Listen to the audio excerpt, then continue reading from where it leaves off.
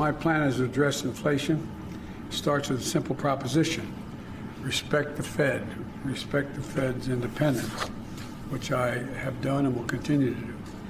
My job as president is not to not only nominate highly qualified individuals for that institution, but to give them the space they need to do their job.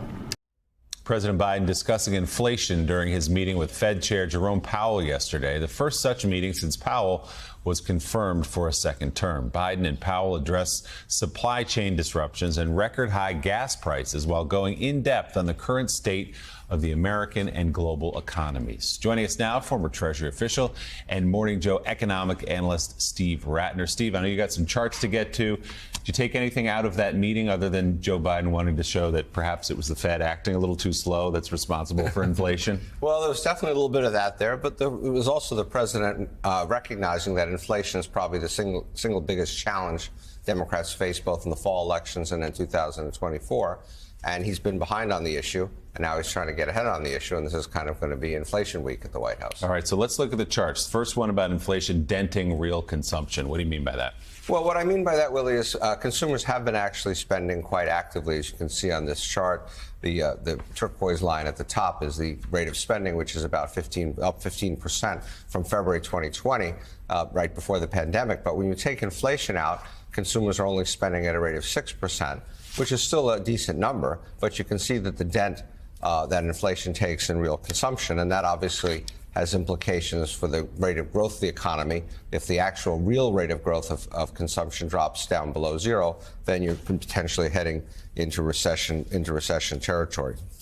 So we heard yesterday from the president this new plan in the Wall Street Journal, and we had Brian Deese on as well, talking about the ways that they're approaching this problem that you lay out in the charts, which is the Fed, which is getting at the deficit, and which is ending the war in Russia, all sort of long-term solutions to something that's right in front of people. Do any of those help in the near term?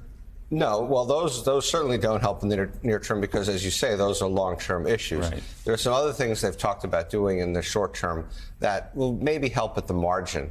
But frankly, there's politics here, and some of the things that they could do that might help a little bit more, they're not really willing to do for a variety of reasons. For example, all the tariffs that President Trump put on goods are still there. You could take those off. Things like that have other political implications, and so they're not willing to do those. All right. The second chart, wage increases, no match for prices. Obviously, wages are up, but far outpaced by inflation. Yeah, I think people feel good that when they look at their paychecks, as you can see here in the black line, wages are up sharply. They're up 6% over a year ago, and that's much higher, as you can see, than it's been for many years. But then you can see the red line, which is prices, which are up 8%. And so that affects real purchasing power.